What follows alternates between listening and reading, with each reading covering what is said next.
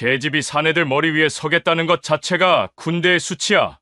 이 오만하고 썩어빠진 한마디가 훗날 어떻게 자신의 목을 옥죄는 가장 날카로운 칼날이 되었을까요? 오랜만에 만난 가족들의 웃음소리가 보름달처럼 가득 차오르는 풍성한 한가위입니다.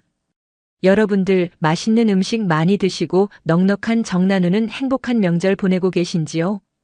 이야기가 기대되신다면 잊지 마시고 구독과 좋아요 한 번씩만 꾹 눌러주시면 감사하겠습니다. 그해 겨울 동부전선의 바람은 유독 날카로웠다. 비무장지대를 마주한 최전방 GOP의 능선을 핥히는 바람소리는 짐승의 울음소리를 닮아 있었다. 어둠이 짙게 깔린 야간 경계 작전 훈련 중 정적을 깬 것은 날카로운 총성이 아니었다. 퍽하는 둔탁한 파열음. 그리고 뒤이은 이등병의 짧은 비명은 총성보다 더 선명하게 고참들의 귓전을 파고들었다. 도비탄이었다. 사격 훈련 중 바위에 부딪혀 튕겨나온 실탄의 파편이 하필이면 김상병의 가슴팍에 박혔다. 규정대로라면 신형 방탄복의 방탄 플레이트가 충분히 막아냈어야 할 파편이었다. 하지만 파편은 마치 두부처럼 플레이트를 뚫고 들어갔고 김상병은 폐가 찢어지는 중상을 입고 차가운 흙바닥 위로 쓰러졌다. 언론에는 훈련 중 부주의로 인한 경미한 부상 한 줄로 요약될 이 사건은 그러나 군 내부망을 타고 조용하고도 신속하게 상부로 보고되었다. 그 보고서의 최종 목적지는 대한민국군의 혈관이자 아킬레스건 국군 군수사령부였다. 나흘 뒤 후방에 온화한 햇살이 내리쬐는 국군 제3보급 지원사령부의 부사령관실. 백상호 대령은 방금 전 전방에서 올라온 사고 보고서를 읽고 미간을 찌푸렸다. 하지만 그의 표정은 부상당한 병사에 대한 안타까움이 아니었다. 귀찮은 일이 터졌다는 짜증에 가까웠다. 요즘 애들은 정신력이 빠져서 문제야. 라떼는 말이야 총알이 빗발쳐도 눈 하나 깜빡 안 했는데 고작 파편 좀 튀었다고 앓는 소리를 해? 그는 두툼한 시가에 불을 붙이며 코웃음을 쳤다. 맞은편에 부동자세로 서 있던 최유진 소령의 얼굴이 순간 굳어졌다. 부사령관님, 보고서에 따르면 해당 방탄복은 납품 전 성능 테스트 기준을 충족하지 못했다는 의혹이 제기되었습니다. 명백한 계약 위반 사항일 수 있습니다. 최유진 소령. 그녀는 육사 출신의 엘리트이자 사령부 내 몇 안 되는 여성 영관급 장교였다. 획득 계획 과장이라는 직책에 걸맞게 그녀는 군수품의 재원과 계약 절차에 대해 누구보다 해박했지만 그녀의 합리적인 의견은 번번이 거대한 벽에 부딪혔다. 백상호 대령은 연기를 길게 내뿜으며 그녀를 위아래로 훑어보았다. 그의 시선에는 부하 장교를 대하는 존중이 아니라 귀찮은 암컷을 보는 듯한 경멸이 섞여 있었다. 최소령. 자네는 너무 이상적이야. 서류상의 숫자랑 현실은 다른 거라고. 현장에서 제대로 관리 못한 지휘관 책임을 왜 우리가 뒤집어 써야 하나? 그깟 방탄복 하나 가지고 호들갑 떨지 마. 그는 화제를 돌렸다. 그나저나 저녁에 있을 식사 준비는 잘 되어가나? 대성방산 김 사장님이 회를 좋아하신다고 하니 횟집 예약은 최고급으로 하고. 최소령은 그런 골치 아픈 서류 작업 말고 이런 섬세한 일로 부대에 기여해야지. 여자가 잘하는 일이 따로 있잖아. 모멸감에 최유진의 아래 십술이 잘게 떨렸다. 군수업체 대표와의 저녁 식사. 그것은 업무 협의를 빙자한 노골적인 접대 자리였다. 자신의 역할은 그 자리에서 고급 식당의 메뉴판을 설명하고 분위기에 맞춰 술을 따르는 꽃이 되는 것임을 그녀는 잘 알고 있었다. 그녀는 끓어오르는 분노를 억누르며 경례했다. 알겠습니다. 그 한마디를 내뱉는 것이 마치 모래를 씹는 것처럼 껄끄러웠다. 자신의 사무실로 돌아온 최유진은 문을 잠그고 서류 캐비닛 가장 깊숙한 곳에서 낡은 서류철 하나를 꺼냈다. 신형 방탄복 성능평가 최종 보고서. 2년 전 바로 그녀가 실무자로서 작성했던 보고서였다. 당시 그녀의 팀이 내린 결론은 명확했다. 방호 능력 미달, 핵심 소재 결함 의심, 계약 부적합. 하지만 그 보고서는 백상호 대령의 책상 위에서 단 하룻밤 만에 방호 능력 우수, 일부 경미한 결함은 개선 가능, 계약 적합으로 둔갑했다. 그녀는 당시 상관이었던 백상호에게 필사적으로 항의했다. 대령님, 이건 안 됩니다. 이건 우리 장병들의 목숨이 달린 문제입니다. 백상호는 그런 그녀를 비웃었다. 최소령, 자네 아직도 군대가 학교인 줄 아나? 애국심만으로 군대가 돌아가는 게 아니야. 대성방산 뒤에 누가 있는지 몰라. 괜히 긁어부스럼 만들지 마. 조용히 시키는 일이나 해. 자네 여자 몸으로 이 자리까지 올라온 거 누가 밀어줘서 된 것 같아? 줄 잘 서야지, 줄 잘. 그날의 기억이 어제 일처럼 생생하게 떠올랐다. 결국 보고서는 조작되었고 수백억 원 규모의 계약은 강행되었다. 그리고 2년이 지난 오늘 서류 속의 결함은 최전방 병사의 찢어진 폐부라는 끔찍한 현실이 되어 돌아왔다. 최유진은 깊은 무력감에 휩싸였다. 이 거대한 부패의 사슬 안에서 자신은 그저 무력한 셔츠의 단추 하나에 불과했다. 그녀는 보고서를 다시 서류철에 넣고 캐비닛 가장 깊은 곳으로 밀어넣었다. 진실은 그렇게 또다시 어둠 속으로 묻히는 듯 했다. 한 달 뒤 부대의 파문이 일었다. 공석이던 제3보급 지원사령부의 신임 사령관이 임명된다는 소식이 전해진 것이다. 백상호 대령은 자신의 집무실에서 측근들을 모아놓고 자신만만하게 떠들었다. 걱정들 마라. 이번에 오시는 분, 내가 육본에 있을 때 모셨던 분이야. 나랑은 막역한 사이지. 사실상 내가 이 부대의 진짜 주인이라는 건 변함없다는 소리야. 하하. 그는 이미 차기 사령관 자리가 자신의 것이라고 굳게 믿고 있었다. 하지만 국방부 인트라넷을 통해 공식적으로 하달된 임명 공고문은 그의 얼굴을 그리고 부대 전체를 경악으로 물들였다. 임 제3보급 지원사령부 사령관. 육군 준장이. 현. 그 이름 아래에는 낯선 이력이 따라붙었다. 육사가 아닌 학사장교 출신. 전투병과가 아닌 군수병과. 야전 경험 전무. 이력서의 대부분은 미국 대학에서의 군수학 석박사 학위와 국방부 감사관실에서의 근무 경력으로 채워져 있었다. 사진 속의 그녀는 화장기 없는 얼굴에 안경을 쓴 마르고 차가운 인상의 중년 여성이었다. 백상호의 집무실은 찬물을 끼얹은 듯 조용해졌다. 뭐야 이거. 계집이잖아. 한 참모가 믿을 수 없다는 듯 중얼거렸다. 백상호는 구겨진 공고문을 책상 위에 내던졌다. 그의 얼굴은 분노로 시뻘게 달아올라 있었다. 감사관실 출신이라고. 냄새나 맡고 다니는 똥파리를 사령관으로 보낸다고. 이건 명백히 나를 겨냥한 물먹이기야. 그는 이내 비열한 미소를 지었다. 하지만 상관없지. 전투도 모르는 비주류가 어디까지 할 수 있겠냐고. 좋아, 아주 좋은 기회야. 초반에 기선을 확실하게 제압해서 내 허락 없이는 서류 한 장 결제 못하는 허수아비로 만들어주지. 그는 신임 사령관의 권위를 초장부터 박살내어 자신의 통제하에 둘 음험한 계획을 세우기 시작했다. 며칠 뒤 이지연 준장이 부대에 부임했다. 그녀의 부임식은 그녀의 성격만큼이나 건조하고 간결했다. 그녀는 화려한 의장대 사열이나 불필요한 환영 행사를 모두 거부했다. 수십 명의 장교들이 도열한 강당에서 그녀는 단상에 올라 단 3마디의 말만 남기고 내려왔다. 규정을 지킨다. 원칙대로 한다. 이상. 그녀의 목소리에는 감정의 높낮이가 전혀 없었다. 그녀는 취임식이 끝나자마자 불필요한 보고와 의전을 모두 생략한 채 곧바로 사령부의 핵심 부서들을 돌며 업무 파악에 들어갔다. 그녀의 손에는 작은 수첩과 펜 하나만 들려 있었다. 그녀는 말을 아꼈지만 그녀가 던지는 질문은 칼날처럼 날카롭고 정확했다. 이 계약의 법적 근거는 무엇인가? 이 예산이 작년 대비 30% 증액된 합리적인 이유는? 이 보고서의 데이터 출처와 원본 자료를 지금 바로 가져오도록. 그녀의 질문 앞에 두루뭉술한 답변으로 상황을 넘기려던 과장들의 이마에서는 식은땀이 흘러내렸다. 부대 전체에 면도날이라는 그녀의 별명이 왜 붙었는지를 모두가 피부로 느끼고 있었다.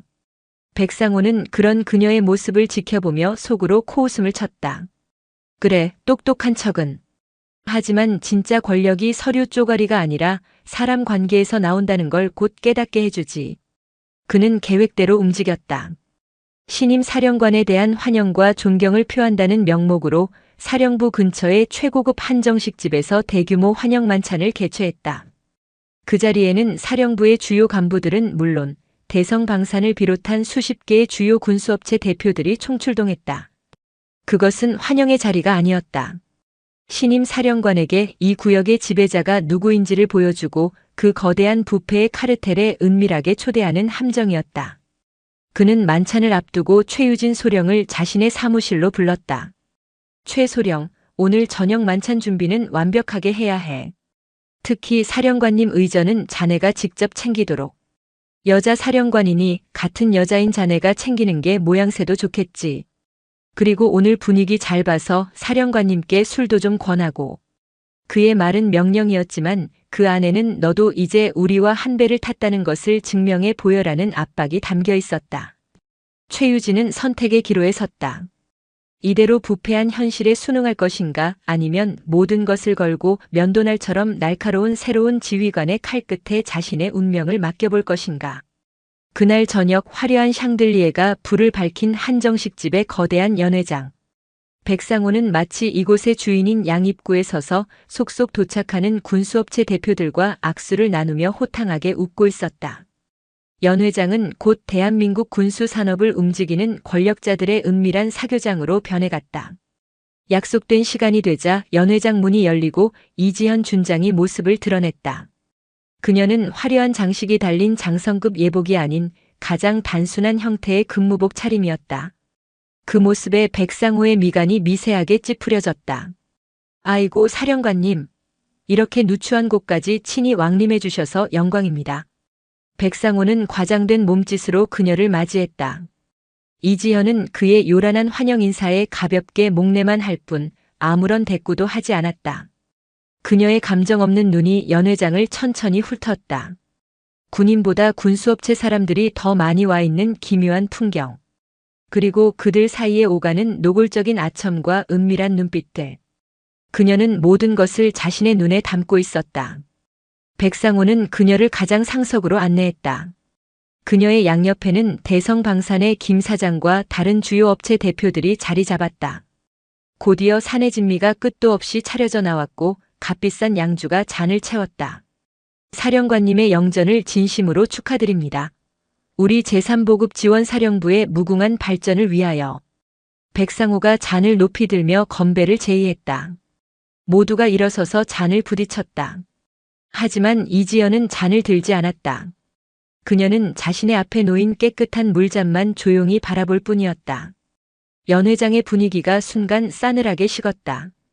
백상호의 얼굴이 당혹감으로 굳어졌다. 모든 것이 계획된 시나리오였다.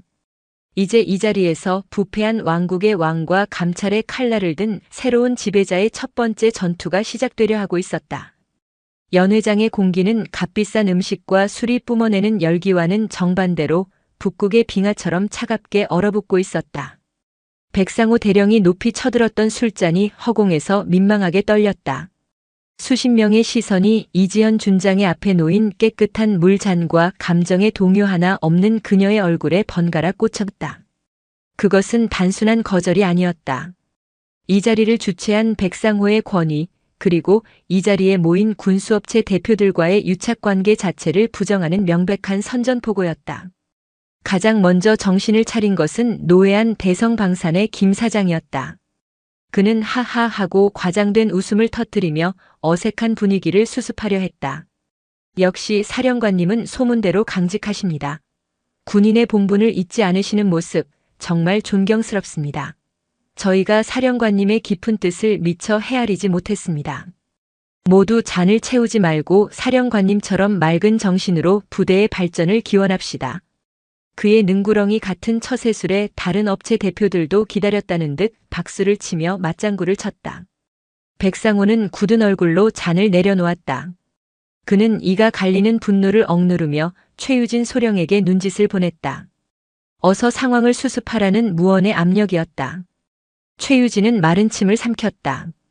모두의 시선이 자신에게 쏠리는 것을 느꼈다. 여기서 그녀가 어떻게 행동하느냐에 따라 그녀의 운명은 물론 부대의 미래까지 달라질 수 있었다. 그녀는 잠시 망설였다. 하지만 이지연 준장의 흔들림 없는 눈빛과 마주치는 순간 그녀는 결심했다. 더 이상 비겁하게 숨지 않으리라. 그녀는 자리에서 일어나 이지현 준장에게 다가갔다. 그리고 술을 권하는 대신 그녀의 물잔에 정중하게 물을 채워주었다. 사령관님, 먼 길 오시느라 피곤하셨을 텐데 식사부터 하시지요.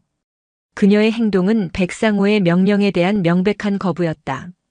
동시에 새로운 지휘관의 방식에 동참하겠다는 무언의 선언이기도 했다. 백상호의 눈썹이 꿈틀거렸다.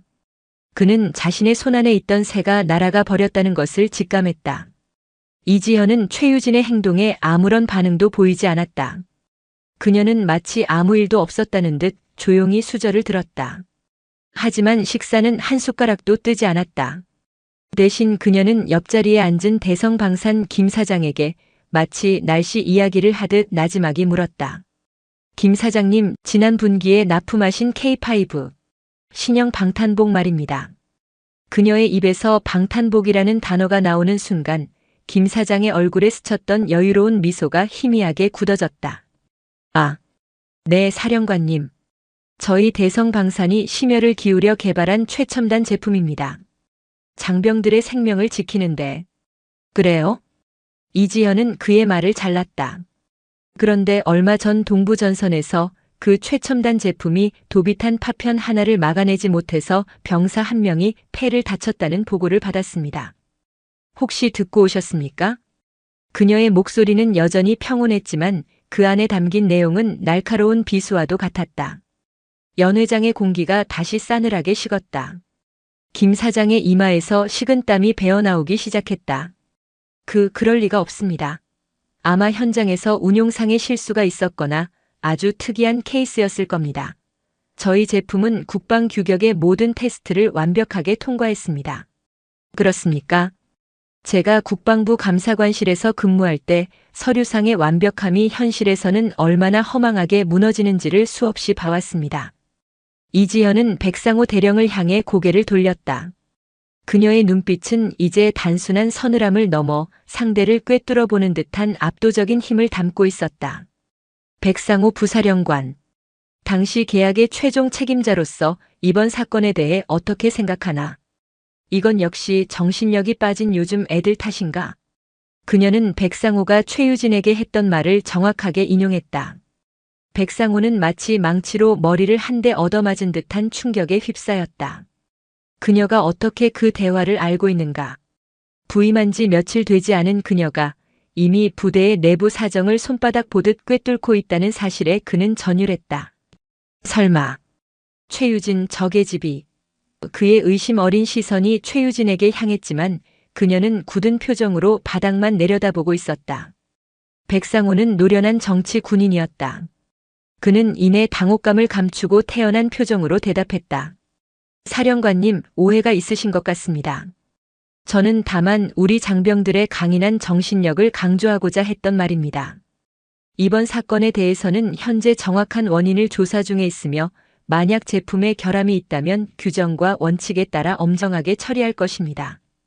규정과 원칙이라. 이지현은 나지막이 은조렸다. 좋은 말이군. 내가 가장 좋아하는 말이기도 하지. 그녀는 자리에서 일어섰다. 연회장에 모인 모든 이들이 반사적으로 자리에서 따라 일어섰다. 오늘 환영 만찬을 준비해 주신 부사령관과 바쁘신 와중에도 참석해 주신 업체 대표님들께는 감사 인사를 전합니다. 하지만 저는 외부 인사들과의 불필요한 저녁 식사보다는 제 부하들과 함께 내일 아침 식사를 하는 것을 더 중요하게 생각합니다. 그녀는 최유진 소령을 향해 말했다. 최소령. 내일 아침 6시 사병 식당에서 보자. 부대 내 모든 급양 및 보급 관련 서류 원본을 준비하도록. 그녀는 그 말만 남기고 더 이상 뒤도 돌아보지 않은 채 연회장을 빠져나갔다.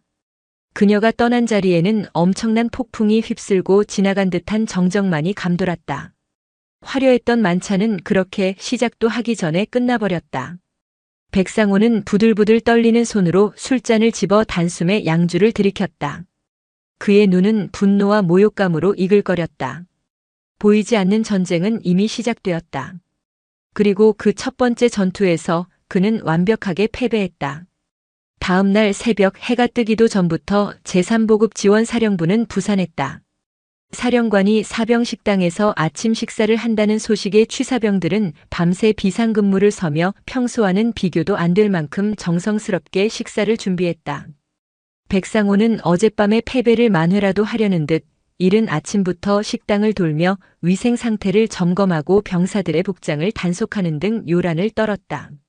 정확히 아침 6시 이지연은 약속대로 사병식당의 모습을 드러냈다.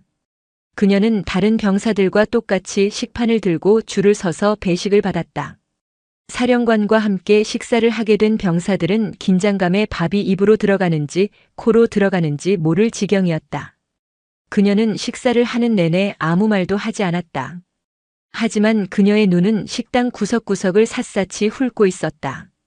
낡아서 물이 새는 배식대, 위생 상태가 불량한 식기 건조기, 그리고 병사들의 식판 위에 놓인 부실한 반찬들.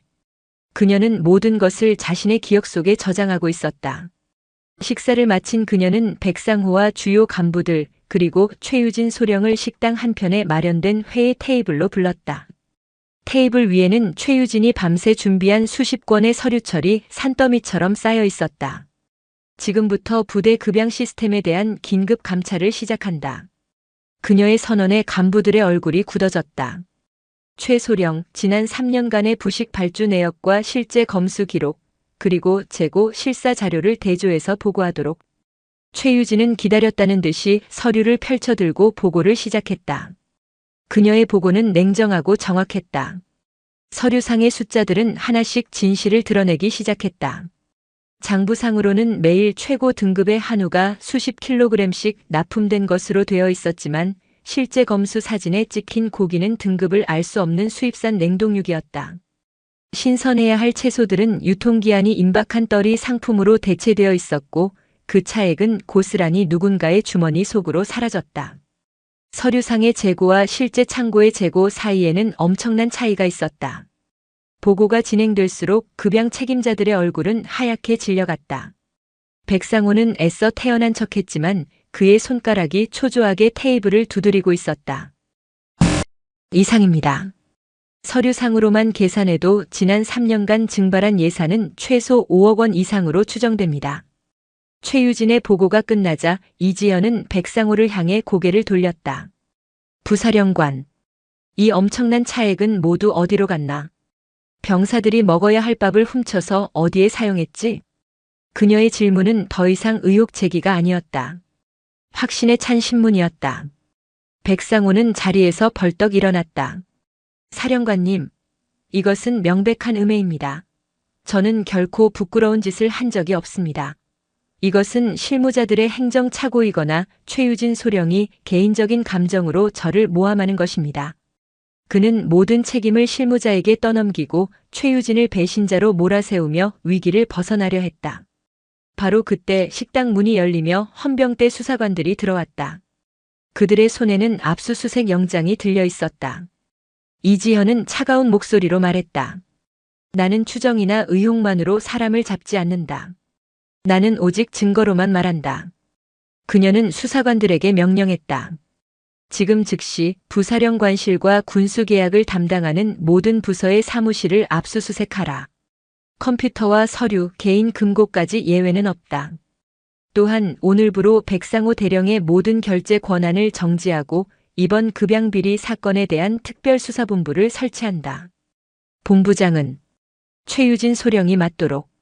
그녀의 마지막 말은 이 보이지 않는 전쟁의 지휘권이 이제 누구에게 있는지를 모두에게 똑똑히 각인시키는 확인사살과도 같았다. 백상호는 온몸에 힘이 빠져나간 듯 의자에 주저앉았다. 그의 철옹성 같았던 왕국이 부임한 지 불과 며칠밖에 되지 않은 계집 사령관의 칼날 아래 산산조각 나고 있었다. 사병식당에서 시작된 피해 숙청은 이제 막 그 서막을 올렸을 뿐이었다. 이지현의 칼날이 백상호의 심장을 겨눈 그 순간부터 제3보급 지원사령부는 고요한 내전 상태에 돌입했다. 그녀가 일으킨 피해 숙청은 단순한 비리 척결이 아니었다. 그것은 수십 년간 이어져 온 부패한 카르텔의 뿌리를 뽑아내고 그들만의 리그를 지탱해 온 낡은 질서를 파괴하는 혁명이었다. 혁명에는 언제나 거센 반동이 따르는 법이다. 압수수색과 수사가 진행되는 며칠간 사령부의 복도는 얼음장처럼 차가웠다. 간부들은 서로 마주쳐도 눈인사조차 나누지 않았고 사무실마다에는 묵직한 침묵과 의심의 공기만이 감돌았다. 모두가 알고 있었다. 이것은 시작에 불과하다는 것을. 그리고 다음 차례는 자기 자신이 될 수도 있다는 공포가 그들의 목을 옥죄었다. 결제 권한이 정지되고 공식적인 직위는 허울 뿐이었지만 백상호는 결코 호락호락하게 무너질 남자가 아니었다. 그는 수십 년간 군 조직의 생리를 체득한 노련한 맹수였다. 그는 이지현의 칼날이 법과 원칙이라는 것을 간파했다. 그렇다면 자신은 법과 원칙이 통하지 않는 더러운 정치와 음모의 진흙탕 속에서 싸우면 될 일이었다. 그는 자신의 집무실에 틀어박혀 밤새도록 전화를 돌렸다. 그가 수십 년간 뇌물과 향응으로 관리해온 인맥들이었다. 국방부의 고위 장성들, 국회 국방위원회의 여당 의원들, 그리고 보수 언론사의 논설위원들까지. 그는 그들에게 교묘하게 편집된 사실과 노골적인 거짓말을 버무려 여론전을 시작했다. 형님, 저 백상호입니다. 지금 저희 사령부의 새로운 이지현 준장 때문에 부대가 마비될 지경입니다.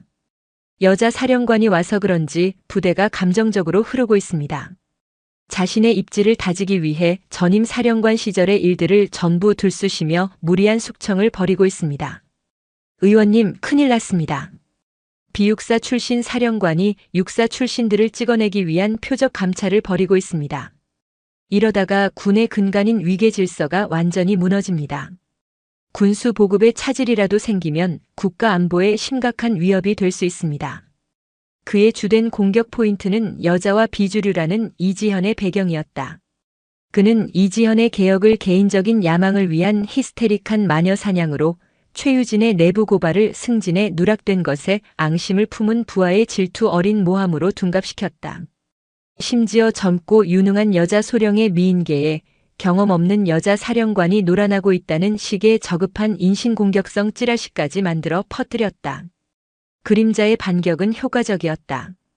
국방부 상층부로부터 이지현에게 부대 안정에 힘쓰라는 애매모호한 경고성 메시지가 내려왔다.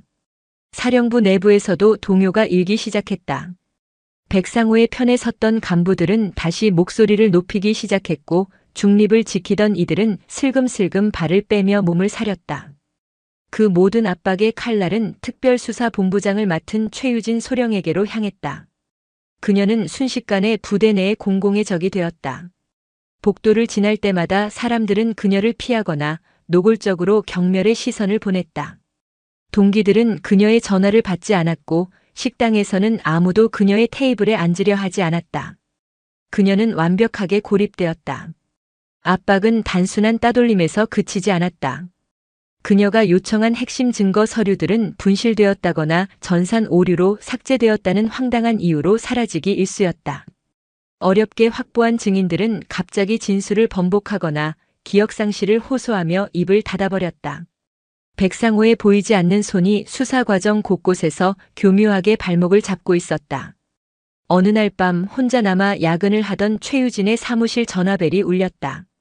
발신자 표시 제안이었다. 그녀가 무심코 수화기를 들자 그 너머에서 기계로 변조된 듯한 기분 나쁜 목소리가 흘러나왔다. 최소령, 내 남편 출근길 조심하라고 전해줘. 어린 딸내미는 유치원 잘 다니고 있나? 쿵. 심장이 바닥으로 떨어지는 소리가 들렸다. 그것은 단순한 협박이 아니었다. 자신의 모든 것을 지켜보고 있다는 섬뜩한 경고였다. 그녀는 떨리는 손으로 수화기를 내려놓았다. 온몸의 피가 차갑게 식는 것 같았다. 거대한 조직의 어둠이 그녀의 숨통을 조여오고 있었다. 다음 날 아침 최유진은 헬쑥한 얼굴로 이지현의 집무실을 찾았다. 그녀는 밤새 한숨도 자지 못했다. 그녀는 이지현에게 그동안 겪었던 외압과 협박에 대해 보고하며 처음으로 나약한 모습을 보였다. 사령관님, 죄송합니다. 제가 너무 안일하게 생각했던 것 같습니다. 이 싸움 저희가 이길 수 있는 걸까요? 이지현은 말없이 일어나 창밖을 내다보았다. 그녀의 얼굴에는 여전히 감정의 변화가 없었다. 한참의 침묵 끝에 그녀가 입을 열었다. 최소령, 뱀을 잡을 때는 대가리를 가장 먼저 쳐야 하는 법이다. 그녀는 최유진을 돌아보았다. 그녀의 눈은 연민이 아닌 강철 같은 의지로 빛나고 있었다. 급양 비리는 놈의 꼬리에 불과해. 저들의 진짜 심장은 군수품 계약 비리, 그 중에서도 가장 큰 건인 방탄복 계약에 있다. 저들이 꼬리 자르기를 시도하며 시간을 버는 동안 우리는 조용히 놈의 심장에 칼을 꽂을 것이다. 이지현은 이미 모든 것을 꿰뚫어 보고 있었다. 백상호가 정치적인 여론전으로 시간을 끄는 동안 핵심 증거들을 모두 인멸하고 책임을 실무자에게 떠넘길 것이라는 사실을. 그리고 그 모든 혼란의 정점에서 자신에게 조직 안정을 명분으로 타협안을 제시하리라는 것까지. 지금 즉시 군수품 획득 절차 검토위원회를 소집한다. 그녀의 목소리에는 한치의 망설임도 없었다. 사령부 간부들뿐만 아니라 국방부 감사관실과 방위사업청의 전문 감사 인력까지 모두 소집해 백상호 대령에게는 사령부의 명예를 회복하기 위한 마지막 기회라며 위원회 참석을 공식적으로 통보하도록 거부할 수 없는 덫을 놓는 것이다. 그녀의 작전은 대담하고 치밀했다. 백상호가 정치질에 몰두하는 동안 자신은 가장 자신 있는 규정과 팩트의 전쟁터로 그를 끌어들이겠다는 의도였다. 며칠 뒤 사령부 대회의실에서 열린 위원회는 살얼음판 같은 긴장감이 감돌았다. 한쪽에는 이지현 준장과 국방부에서 파견된 감사관들이, 다른 한쪽에는 마지못해 참석한 백상호 대령과 그의 측근들이 앉았다. 이지현은 서론 없이 곧바로 본론으로 들어갔다. 그녀는 스크린에 K5 방탄복 계약과 관련된 수백 페이지 분량의 서류들을 띄웠다. 그리고는 마치 숙련된 외과 의사가 환부를 도려내듯 계약서의 문제점들을 하나씩 해부하기 시작했다. 계약서 제5조 사망. 납품 지연 시의 배상금 규정이 통상적인 계약의 10분의 1 수준에 불과합니다. 이것은 특정 업체에 대한 명백한 특혜입니다. 성능평가서 27페이지. 핵심 방탄 소재의 원산지가 명기되어 있지 않습니다. 이것은 규정 위반입니다. 그녀의 지적은 날카롭고 집요했다. 백상호와 그의 측근들은 실무자의 착오라거나 기억이 나지 않는다는 변명으로 빠져나가려 했지만 이지연의 논리적인 반박 앞에 속수무책으로 무너졌다. 그리고 마침내 이지연은 마지막 카드를 꺼내들었다. 백대령. 이것이 이번 방탄복의 최종 성능평가 보고서가 맞습니까? 그녀는 스크린에 계약 적합 도장이 찍힌 최종 보고서를 띄웠다. 보고서 하단에는 최유진 소령의 서명이 위조되어 있었다. 백상호는 기다렸다는 듯이 대답했다. 물론입니다. 실무 책임자였던 최유진 소령이 직접 서명한 공식 문서입니다. 저는 이 보고서를 신뢰하고 결재했을 뿐입니다. 그는 모든 책임을 최유진에게 떠넘길 완벽한 명분을 확보했다고 생각했다. 바로 그 순간 이지현의 입가에 처음으로 희미한 미소가 떠올랐다. 그것은 사냥감의 숨통을 끊기 직전에 포식자가 짓는 서늘하고도 잔인한 미소였다. 그렇습니까? 하지만 그 보고서는 가짜입니다. 그녀는 자신의 노트북을 스크린에 연결했다. 화면에는 새로운 파일 하나가 나타났다. 저는 사령관으로 부임하기 전 국방부 사이버 사령부에 의뢰하여 지난 5년간 이 부대의 모든 서버에 대한 디지털 포렌식 분석을 완료했습니다. 삭제된 파일, 수정된 기록까지 전부. 이것이 바로 백 대령의 지시로 서버에서 삭제되었던 진짜 최종 보고서 원본입니다. 스크린에는 성능 미달, 계약 부적합이라는 붉은색 글씨가 선명하게 찍힌 최유진 소령의 친필 서명이 담긴 진짜 보고서가 나타났다. 그리고 그 옆에는 백상호가 특정 업체와 계약을 강행하라고 지시한 내용이 담긴 이메일 원문까지 함께 떠 있었다. 빼도 박도 못할 완벽한 증거였다. 회의실 안은 숨소리조차 들리지 않는 정적에 휩싸였다. 백상호의 얼굴에서 핏기가 사라지고 그의 오만했던 표정이 공포로 일그러지는 데는 그리 오랜 시간이 걸리지 않았다. 이지현은 자리에서 일어나 스크린 속 2개의 보고서를 번갈아 가리키며 마지막 질문을 던졌다. 그녀의 목소리는 이제 면도날이 아니라 죄인의 목을 치는 망나니의 칼처럼 무겁고 서늘하게 울려 퍼졌다. 백상호 대령. 위조된 서명은 누구의 작품입니까? 그리고 이 두 보고서 사이에서 사라져버린 진실은? 전방에서 당신의 부하가 흘린 피의 대가입니까? 정적. 시간이 멈춘 듯한 회의실 안에는 오직 스크린 속 두 개의 보고서만이 선명하게 빛나고 있었다. 하나는 거짓된 완벽함을, 다른 하나는 묵살된 진실을. 그 극명한 대비는 백상호 대령이 수십 년간 쌓아올린 위선과 부패의 성벽을 한순간에 무너뜨리는 거대한 공성추와도 같았다. 백상호의 입술이 경련을 일으키듯 파르르 떨렸다. 그의 뇌는 필사적으로 현실을 부정하려 애썼다. 삭제된 파일, 디지털 포렌식. 그에게는 생소하기만 한 단어들이 비수가 되어 심장을 꿰뚫었다. 그는 자신이 그토록 얕보았던 책상 물림 학자 출신 계집이 자신이 이해하지도 못하는 최첨단의 무기를 들고 자신의 목을 겨누고 있었다는 사실을 그제야 깨달았다. 그는 자신이 놓은 덫에 자신이 걸려든 꼴이었다. 그것은 조작된 것입니다. 저 여자가 최유진 저 계집이 처음부터 나를 함정에 빠뜨리기 위해 모든 것을 조작한 겁니다. 그의 목소리는 절규에 가까웠다. 그는 최후의 발악으로 최유진에게 모든 죄를 뒤집어 씌우려 했다. 하지만 그의 발악은 더 이상 회의실 안에 누구에게도 통하지 않았다. 함께 참석했던 국방부 감사관들의 눈빛은 이미 싸늘하게 식어 있었고 그를 따르던 측근들조차 고개를 숙인 채 시선을 피하고 있었다. 침몰하는 배에서 가장 먼저 탈출하는 것은 쥐새끼들이기 마련이다. 이지연은 그의 발악에 어떠한 감정의 동요도 보이지 않았다. 그녀는 마치 체스판에 마지막 수를 두는 체스 마스터처럼 차분하고 냉정하게 말했다. 조작 여부는 곧 밝혀지겠지. 국방부 사이버 사령부의 포렌식 팀이 지금 이 순간에도 당신의 사무실 컴퓨터와 개인 스마트폰 그리고 당신과 연결된 모든 서버를 분석하고 있으니. 그녀의 말은 백상호에게 내려진 사형 선고나 다름없었다. 더 이상 빠져나갈 구멍은 없었다. 그의 왕국은 완전히 무너져 내렸다. 백상호는 의미를 알 수 없는 신음을 내뱉으며 의자에 주저앉았다. 수십 년간 그를 지탱해왔던 오만함과 권위가 모래성처럼 허물어지고 그 자리에는 초라하고 겁에 질린 한 명의 범죄자만이 남아있었다. 이지현은 자리에서 일어나 회의실 문가에 대기하고 있던 헌병대 수사관들에게 명령했다. 그녀의 목소리는 이제 법을 집행하는 심판관의 그것처럼 단호하고 무거웠다. 백상호 대령을 공문서 위조, 직권 남용, 특정 업체에 대한 특혜 제공 및 제3자 뇌물 수수 혐의로 긴급 체포한다. 즉시 신병을 확보하고 사령부 내 모든 공간에 대한 출입을 금지하라. 헌병들이 다가와 백상호의 양팔을 붙잡았다. 그는 아무런 저항도 하지 못했다. 아니, 할 수 없었다. 그의 영혼은 이미 육체를 떠난 듯 보였다. 수갑이 채워지는 철컥하는 소리가 회의실 안을 차갑게 울렸다. 한때 사령부를 호령하던 절대 권력자가 힘없이 끌려나가는 모습을 회의실 안의 모든 이들은 숨죽인 채 지켜보았다.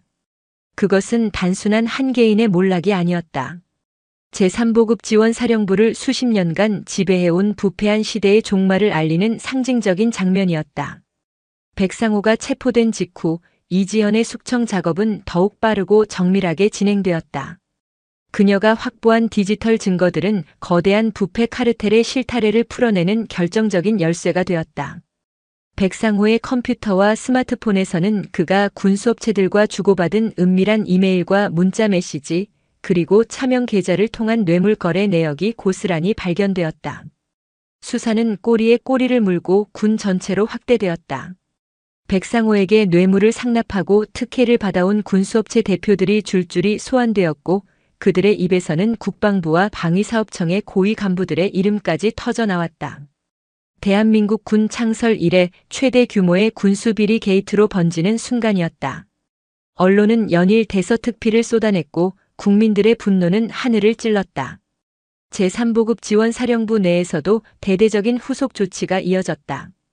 백상호의 측근으로서 비리에 동조하거나 방관했던 수십 명의 간부들이 직위 해제되거나 징계위원회에 회부되었다. 그들이 차지하고 있던 주요 보직은 그동안 능력은 있었지만 줄이 없어 소외되었던 젊고 유능한 장교들로 채워졌다.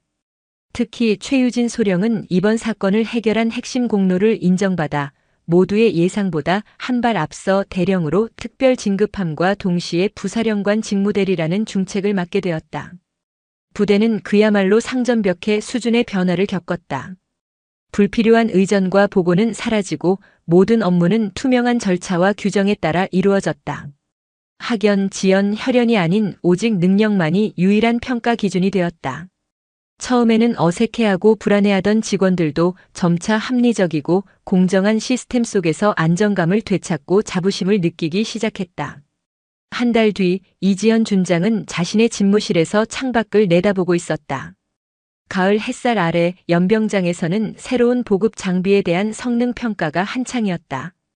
과거처럼 밀실에서 결정되는 것이 아니라 실무자들이 직접 장비를 운용해보고 그 결과를 투명하게 공개하여 최종 납품 업체를 선정하는 방식이었다.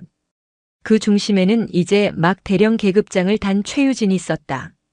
그녀는 더 이상 누군가의 눈치를 보는 나약한 장교가 아니었다. 그녀는 자신의 전문성과 소신을 바탕으로 당당하게 현장을 지휘하는 유능한 지휘관으로 성장해 있었다.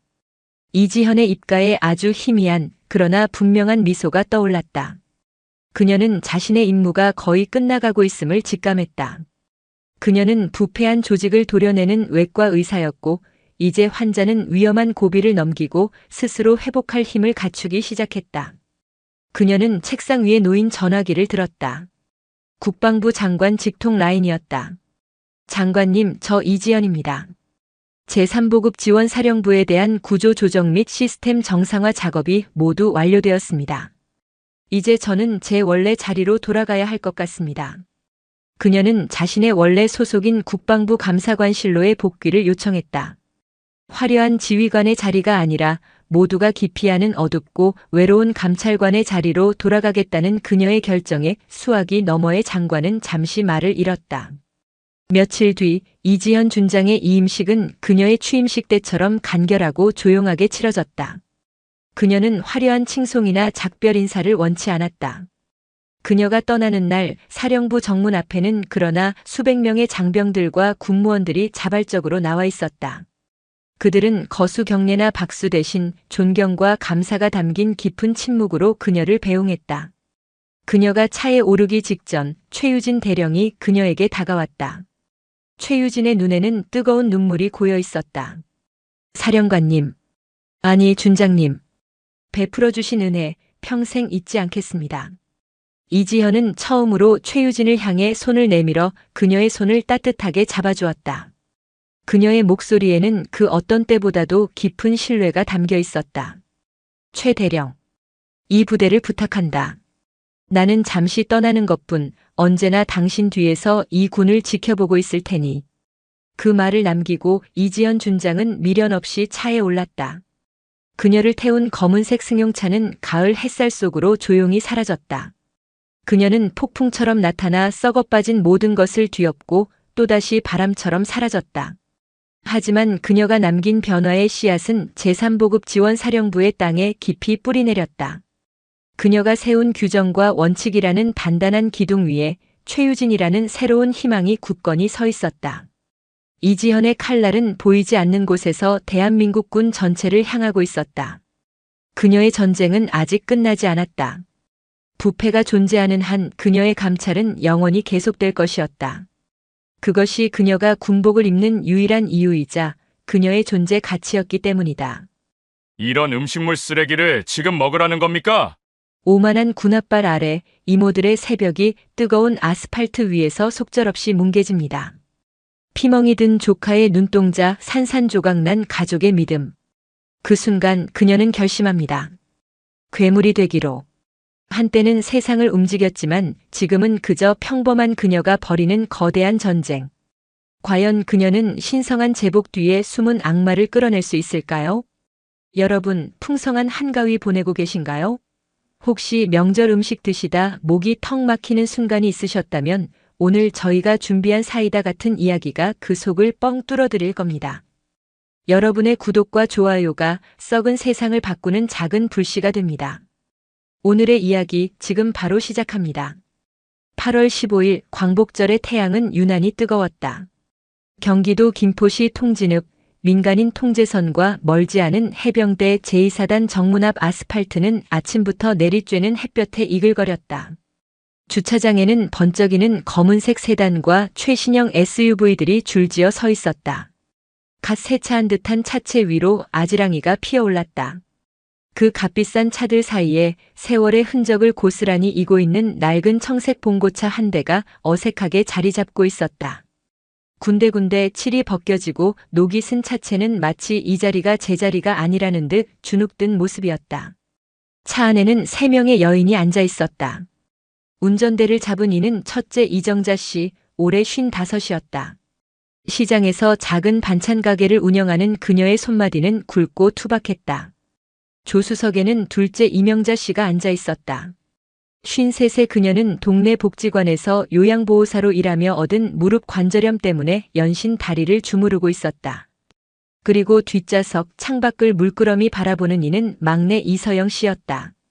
48 한때는 푸른 기와집 대한민국 청와대에서 대통령의 연설문을 다듬던 5급 행정관이었지만 20년 전 모든 것을 내려놓고 지금은 경기도 외곽에서 작은 슈퍼마켓을 운영하며 조용히 살아가고 있었다. 그들은 세 자매였다. 그리고 오늘은 막내 여동생이 남기고 간 하나뿐인 조카 김현우 일병의 면회를 위해 이곳 김포까지 먼 길을 달려왔다. 현우는 부모님을 일찍 여의고 새 이모의 손에 자랐다. 얌전하고 내성적인 성격이었지만 20살이 되던 해 진짜 남자가 되어오겠다며 스스로 해병대 입대를 결정했다. 훈련소 수료식 날 빳빳하게 달인 정복에 김현우 석차가 선명한 붉은 명찰을 달고 필승. 을 외치던 조카의 모습에 새 이모는 눈물을 쏟았었다. 우리 현우 이모들 온 거 알면 깜짝 놀라겠지? 이정자 씨가 설레는 목소리로 말했다. 추석 연휴를 앞둔 주말이었지만 현우는 부대 사정으로 휴가를 나오지 못했다. 대신 이모들이 현우와 그 동기들을 위해 두 팔을 걷어붙였다. 트럭 짐칸에는 이모들의 정성이 가득했다. 이정자 씨는 20명 남짓한 생활반 동기들이 모두 배불리 먹을 수 있도록 밤새 대형 찜통 3개의 갈비찜을 끓였다. 이명자 씨는 아픈 무릎을 부여잡고 앉아 200장이 넘는 동그랑땡과 호박전을 부쳤다. 이서영 씨는 현우가 가장 좋아하는 깨와 꿀을 듬뿍 넣어 송편을 빚었다. 새벽 4시부터 시작된 부산스러움은 동이 틀 무렵에야 끝이 났다. 그들의 땀과 사랑이 담긴 음식들이었다.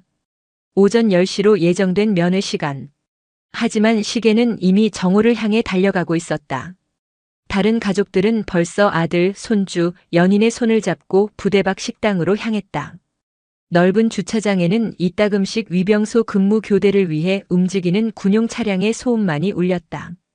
왜 이렇게 안 나오지? 무슨 일 있나? 이명자 씨의 목소리에 걱정이 묻어났다. 푹푹 찌는 더위에 음식이 상할까봐 이정자 씨는 몇 번이고 짐칸을 열어 아이스박스를 확인했다. 뜨거운 햇볕 아래 봉고차 안의 공기는 점점 무겁게 가라앉았다. 그렇게 애타는 기다림의 시간이 하염없이 흘렀다. 오후 2시가 넘어서였다. 저 멀리 위병소에서 절뚝거리며 걸어나오는 인형이 보였다. 현우였다. 하지만 새 이모가 기억하던 늠름한 모습이 아니었다. 왼쪽 눈두덩이는 시퍼렇게 부어올랐고 입술은 터져 피딱지가 앉아 있었다. 걸음걸이는 부자연스러웠고 오른손 손목에는 거즈가 감겨 있었다. 현우야. 이정자 씨의 비명 같은 외침과 함께 이서영 씨는 이미 차 문을 열고 달려나가고 있었다. 이모들 오지 말라고 했잖아요. 괜찮다고. 현우는 이모들을 보자마자 고개를 숙였다. 떨리는 목소리에서는 반가움보다 당혹감과 두려움이 더 크게 느껴졌다. 누가 이랬어? 어떤 놈이 우리 현우 얼굴을 이렇게 만들어놨어?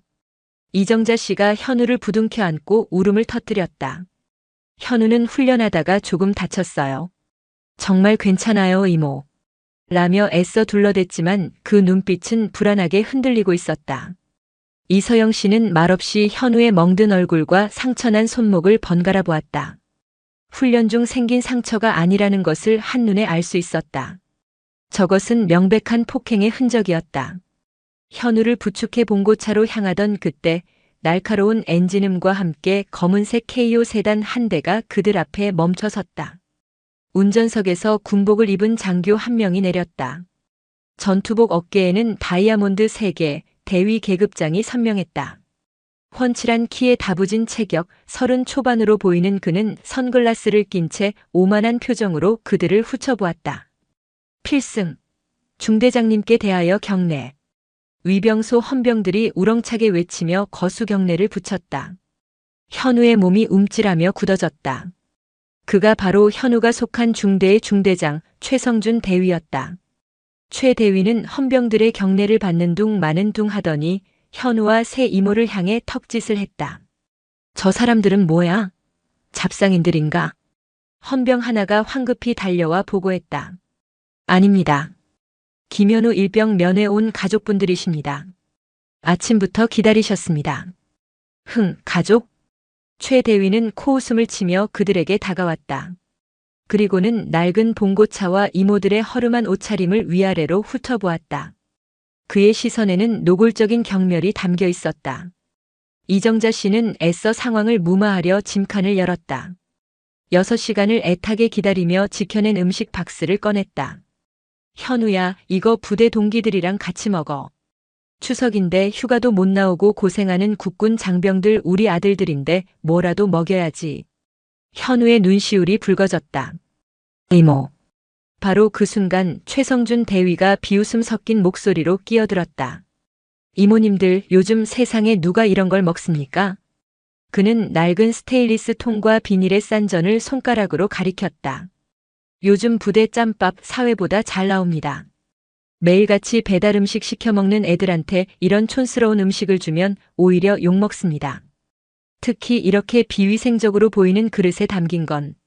말을 마친 최 대위는 신고 있던 군화발로 음식 박스를 강하게 툭 찼다. 쿵하는 소리와 함께 박스가 넘어지고 뚜껑이 열린 찜통에서 갈비찜이 쏟아져 나왔다. 검붉은 국물이 뜨거운 아스팔트 바닥 위로 퍼져나갔다. 정성껏 부친 전들은 흙먼지와 뒤섞여 뒹굴었고 곱게 빚은 송편들이 사방으로 흩어졌다. 이모들의 정성과 사랑이 한순간에 바닥에 나뒹구는 쓰레기가 되어버렸다. 어이쿠, 죄송하게 됐습니다. 발이 미끄러져서. 최 대위는 전혀 미안하지 않은 표정으로 어깨를 으쓱했다. 명백한 고의였다. 이 나쁜 놈아. 이정자 씨가 무릎을 꿇고 바닥에 쏟아진 음식을 주워 담으려 했다. 떨리는 손으로 갈비 한 대를 집어들었지만 흙먼지가 엉겨붙은 그것을 보고는 결국 울음을 터뜨렸다. 이명자 씨도 지팡이를 짚은 채 망연자실하게 서서 눈물만 흘렸다. 최 대위는 그런 그들을 잠시 지켜보더니 굳어버린 현우에게 다가갔다. 그리고는 현우만 들을 수 있을 정도의 작은 목소리로 하지만 잔인한 미소를 지으며 속삭였다. 김일병, 내 이모들 참 가엾다. 부모도 없이 이모들한테 기생충처럼 빌붙어 사니까 저 늙은 이모들이 새벽부터 저런 짓까지 하잖아. 똥차 끌고 와서 6시간씩 기다리고. 너 하나 때문에 이게 무슨 고생이냐? 안 그러냐? 현우의 얼굴이 종이장처럼 하얗게 질렸다. 최 대위는 현우의 어깨를 2번 툭툭 치고는 자신의 차로 돌아갔다. 차에 오르기 전 그는 선글라스를 고쳤으며 마지막 말을 남겼다. 휴가 잘 보내고. 복귀하면 더 재미있는 일이 기다리고 있을 테니까. 기대해라. 검은 세단이 먼지를 일으키며 사라졌다. 주차장에는 망연자실한 새 이모와 고개를 숙인 채 온몸을 떠는 현우, 그리고 아스팔트 바닥에 처참하게 쏟아진 음식물만이 남았다. 이서영 씨는 아무 말도 하지 않았다. 그저 꽉 쥔 주먹이 파르르 떨리고 있었다. 그녀의 눈 속에서 20년 동안 깊이 잠들어 있던 차가운 분노의 불꽃이 다시 타오르기 시작했다. 집으로 돌아오는 봉고차 안은 숨막히는 침묵만이 흘렀다. 이정자 씨는 소리 없이 눈물만 흘리며 운전대를 잡았고 이명자 씨는 창밖만 바라보았다. 현우는 뒷좌석 구석에 몸을 만 채 고개를 들지 못했다. 이서영 씨는 그런 조카의 뒷모습을 보며 조용히 핸드폰을 꺼내 들었다. 그리고 20년 동안 한 번도 열어보지 않았던 옛 동료들의 연락처를 찾아내리기 시작했다. 집에 도착하자 외할머니가 맨발로 뛰어나왔다. 하지만 멍투성이인 현우의 얼굴을 본 순간 할머니의 얼굴은 그대로 굳어버렸다. 주름진 손으로 현우의 얼굴을 어루만지며 할머니는 말을 잇지 못하고 눈물만 쏟았다. 현우는 그런 할머니의 품에 안겨 처음으로 어깨를 들썩이며 소리내어 울었다. 저녁 식탁은 현우가 좋아하는 반찬들로 가득했지만 아무도 제대로 식사를 하지 못했다. 현우는 숟가락을 쥔 손을 부들부들 떨었다. 현우야, 씻고 나와. 이모가 약 발라줄게. 이서영 씨의 말에 현우는 조용히 욕실로 들어갔다. 잠시 후 현우가 상의를 벗고 나왔을 때 거실에 있던 가족들은 모두 숨을 삼켜야 했다. 현우의 등과 옆구리에는 군화 발자국 모양의 시퍼런 멍이 가득했다. 갈비뼈 부근은 유독 심하게 부어 있었다. 하지만 가장 충격적인 것은 팔뚝 안쪽에 새겨진 흉터였다. 담뱃불로 지진 듯한 흉터들이 세 글자를 이루고 있었다. 기생충. 현우야, 이건. 현우는 황급히 소매를 끌어내리며 팔을 감췄다. 아무것도 아니에요, 이모. 그 순간 이정자 씨는 주저앉아 통곡하기 시작했다. 외할머니는 부엌으로 들어가 차마 나오지 못하고 흐느끼는 소리만 들려왔다. 그날 밤 현우의 방에서는 악몽에 시달리는 신음소리가 끊이지 않았다. 안 돼, 제발 이모들 욕하지 마세요. 제가 잘못했어요. 이서영 씨는 더 이상 참을 수 없었다. 현우의 방으로 들어가 식은땀에 젖어 몸부림치는 조카를 흔들어 깨웠다. 악몽에서 깨어난 현우는 어린아이처럼 이서영 씨의 손을 붙잡고 울며 모든 것을 털어놓았다. 3달 전부터였어요. 최성준 중대장님이 저만 따로 불러내기 시작했어요. 처음에는 이유를 몰랐다고 했다. 하지만 어느 날 최 대위가 다른 간부와 나누는 대화를 우연히 듣게 되었다. 저놈 20년 전 우리 아버지 빵에 쳐넣은 이서영 그 여자 조카야. 그래서 더 재미있다고. 이서영 씨의 머릿속이 하얘졌다. 최성준 최영진의 아들이었구나. 20년 전 그녀가 청와대 행정관 시절 주도했던 국방부 조달 비리 사건의 핵심 인물이 바로 최영진 당시 국방부 과장이었다. 그는 이서영 씨가 찾아낸 결정적 증거로 인해 징역 5년을 선고받고 모든 것을 잃었다. 그의 아들이 복수를 위해 현우에게 접근한 것이었다.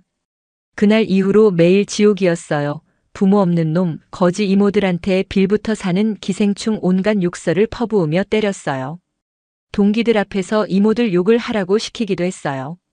못하겠다고 버티니까 저를 끌고 가서 담뱃불로 이걸. 현우는 차마 말을 잇지 못하고 흐느꼈다. 이모, 나 무서워요. 복귀하면 중대장님이 저를 죽일지도 몰라요. 오늘 일까지 있었으니까 차라리 내가. 그만. 이서영 씨는 현우의 입을 막았다. 그녀의 눈은 차갑고 단호하게 빛나고 있었다. 그런 말하는 거 아니야. 이모가 다 해결할게. 약속해. 절대 너를 다시 그 지옥으로 보내지 않을 거야. 현우를 겨우 진정시켜 재운 뒤 이서영 씨는 자신의 방으로 돌아왔다. 그리고 서랍 깊숙한 곳에 보관해 두었던 낡은 수첩을 꺼냈다. 수첩에는 단 하나의 이름과 번호가 적혀 있었다. 강민준. 국방부 감찰 담당관실. 20년 전 청와대에서 함께 일했던 가장 아끼던 후배였다. 새벽 2시 30분 떨리는 손으로 번호를 눌렀다. 여러 번의 신호음 끝에 잠긴 목소리가 들려왔다. 여보세요? 강민준 담당관 나야. 이서영. 전화기 너머로 잠시 침묵이 흘렀다. 이윽고 믿을 수 없다는 듯 놀란 목소리가 들려왔다. 실장님? 정말 이서영 전 실장님이십니까? 이서영 씨는 낮고 차분한 목소리로 말했다. 그래, 나야. 지금부터 내가 하는 말 잘 들어. 20년간 멈춰있던 그녀의 시간이 다시 움직이기 시작했다. 거대한 폭풍의 서막이었다. 이서영 씨의 전화는 20년간 잠들어 있던 거대한 기계를 깨우는 첫 번째 스위치였다. 통화가 끝난 지 불과 1시간 반 만인 새벽 4시, 그녀는 약속 장소인 용산역 앞 24시간 카페의 구석 자리에 앉아 있었다. 낡은 정장 차림이었지만 그녀의 눈빛만큼은 20년 전 청와대 회의실을 호령하던 시절처럼 날카롭게 빛나고 있었다. 카페 문이 열리고 훤칠한 키의 중년 남성이 들어섰다. 20년의 세월이 흘렀지만 한눈에 알아볼 수 있었다. 강민준. 이제는 국방부 감찰 담당관실의 핵심 과장이 된 그녀의 가장 믿음직한 후배였다.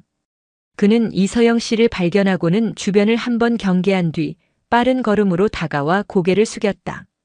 실장님 오셨습니까? 앉아, 민준아. 시간 내줘서 고맙다. 강민준 과장은 자리에 앉자마자 가방에서 두툼한 서류철 하나를 꺼내 테이블 위에 올렸다. 대외비라는 붉은 도장이 선명했다. 실장님 전화 주시고 바로 해병대 이사단 관련 자료를 검토했습니다. 최성준 대위에 대한 투서는 이전에도 몇 차례 있었습니다. 하지만 번번이 사단장 선에서 무마되었습니다. 사단장이라면 한성민 준장? 맞습니다. 한 준장은 사고 없는 부대라는 지휘 목표에 집착하는 인물로 유명합니다. 실적을 위해서라면 웬만한 사건은 축소, 은폐하는 것을 서슴지 않습니다. 강민준 과장의 표정이 무겁게 가라앉았다. 그는 서류철을 열어 첫 번째 페이지를 이서영 씨 쪽으로 밀었다. 그곳에는 젊은 해병들의 증명사진 4장이 나란히 붙어 있었다. 이건 지난 2년간 최성준 대위의 중대에서 사망한 병사들입니다. 이서영 씨의 심장이 쿵 내려앉았다. 사진 속의 얼굴들은 모두 앳되고 풋풋했다. 20살 남짓, 이제 막 인생을 꽃피워야 할 청년들이었다. 첫 번째는 강민호 일병. 공식적인 사인은 군 생활 부적응으로 인한 자살. 하지만 그의 시신에서는 전신에 걸친 구타 흔적이 발견되었다. 홀어머니가 청소부로 일하며 어렵게 키운 아들이었다. 두 번째는 박준영 상병. 훈련 중 실족사. 하지만 당시 훈련에 참여했던 동기들 사이에서는 중대장에게 불려가 가혹행위를 당한 직후였다는 소문이 파다했다. 부모님은 지방 공장에서 맞벌이로 일하고 계셨다. 세 번째 이동훈 일병. 생활관 옥상에서의 투신 자살. 유서는 발견되지 않았고 그는 투신 직전 최 대위에게 불려가 1시간 넘게 폭언을 들었다. 할머니 손에 자란 조선 가정의 아이였다. 네 번째 최승우 일병. 총기 오발 사고. 하지만 격발 실험 결과 누군가 고의로 안전장치를 해제하지 않고서는 불가능한 사고였다. 편못을 하였다. 모두 부모가 없거나 가정이 어려운 아이들이군. 그렇습니다, 실장님. 최 대위는 의도적으로 문제가 생겨도 크게 항의할 힘이 없는 아이들만 골라서 표적으로 삼았습니다. 이건 단순한 가혹행위가 아닙니다. 계급과 직위를 이용한 조직적이고 계획적인 살인입니다. 강민준 과장은 다음 장을 넘겼다. 그곳에는 군수품 불출 기록과 납품업체 리스트가 빼곡히 정리되어 있었다. 더 심각한 것은 최성준 대위와 한성민 준장이 결탁하여 군수품을 빼돌리고 있다는 정황입니다. 병사들에게 지급되어야 할 피복, 전투화, 심지어 부식비까지 월 평균 수천만 원을 횡령하고 있습니다. 병사들을 폭력으로 억압해야만 자신들의 비리가 새어나가지 않을 테니 가혹행위는 더욱 심해질 수밖에 없었던 겁니다. 이서영 씨의 손이 분노로 떨렸다. 이것은 복수를 넘어선 인간의 탈을 쓴 악마의 소행이었다. 민준아, 시간이 없어. 내 조카 휴가는 내일 모레까지야. 복귀하면 무슨 일을 당할지 몰라. 내부 협조자가 필요합니다. 모든 것을 증언하고 결정적인 증거를 빼내올 사람. 찾아낼 수 있겠어? 이미 점 찍어둔 인물이 있습니다. 최 대위 중대의 박선우 병장. 불의를 보면 참지 못하는 강직한 성품이라고 합니다. 제가 오늘 중으로 조심스럽게 접촉해 보겠습니다. 부탁한다. CCTV 영상, 녹음 파일, 사진 뭐든 상관없어. 저 악마들의 범죄를 입증할 물증을 확보해야 해. 강민준 과장은 결의에 찬 눈빛으로 고개를 끄덕였다. 실장님, 20년 전 실장님께서 제게 가르쳐 주셨습니다. 우리가 가진 힘은 국민을 지키기 위해 써야 한다고. 이제 제가 그 빚을 갚겠습니다. 그는 자리에서 일어나 거수 경례를 붙였다. 필승. 계획은 순조롭게 진행되는 듯 했다. 이서영 씨는 아픈 조카를 위로하는 척하며 동네 정형외과에서 전치 3주가 선명한 상해 진단서를 발급받았다. 이것은 법정에서 쓰일 첫 번째 실탄이었다.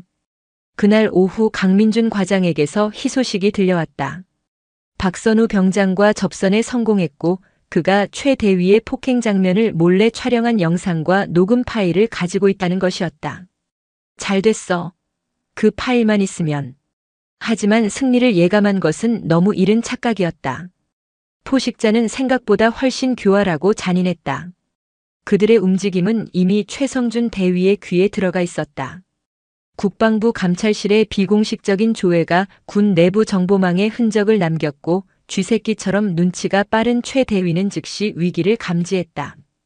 다음 날 오후 강민준 과장에게서 다급한 목소리에 전화가 걸려왔다. 실장님, 큰일 났습니다. 최성준이 먼저 손을 썼습니다. 최 대위의 반격은 상상 이상으로 신속하고 철저했다. 내부 고발자였던 박선우 병장은 상습적인 지휘 불복종이라는 죄목으로 바로 오늘 강원도 최전방 GOP 부대로 징벌성 전출 명령을 받았다. 부대 내 모든 CCTV 영상은 시스템 정기 점검을 명목으로 포맷되었고 현우를 포함한 피해자들의 의무대 진료 기록은 삭제되거나 개인 부주의로 인한 부상으로 조작되었다. 최 대위의 가혹 행위를 목격했던 병사 3명은 사소한 꼬투리를 잡혀 영창에 갇혔다. 모든 증거와 증인이 하룻밤 사이에 증발해버린 것이다. 그게 다가 아닙니다. 실장님, 더 끔찍한 소식이 있습니다. 강민준 과장의 목소리가 절망으로 떨렸다. 방금 정보망을 통해 확인했습니다.